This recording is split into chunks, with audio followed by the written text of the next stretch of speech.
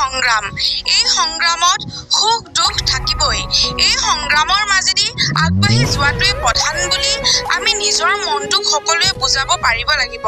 কিয়নো এনে কিছুমান মানুহ আছে যিসকলে অলপ হতাশাৰ সন্মুখীন হ'লে নানান ৰাস্তা উদাহৰণস্বৰূপে আত্মহত্যাৰ দৰে পথ বাছি লয়। কিন্তু এনে এটা সিদ্ধান্ত লোৱাৰ আগত এজন মানুহে নিজক মানসিকভাৱে সবল কৰি লয়, তেতিয়া হয়তো এনে এটা পথ বাছি ল'ব লগা নহয়। জীৱনটো যে ঘাত প্ৰতিঘাত সকলো থাকিবই, সেই কথা নিজৰ মনটোক বুজাই নিজক সবল কৰি তুলিব লাগে।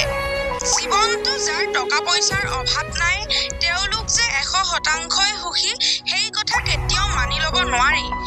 ভগৱানে কিছুমানক যদি টকা পইচাৰ অভাৱ দিয়া নাই, তেতিয়া তেওঁলোকৰ জীৱনত আটাইতকৈ প্ৰয়োজনীয় কিছুমান বস্তুৰ অভাৱ দিছে আৰু সেই বস্তুটোৰ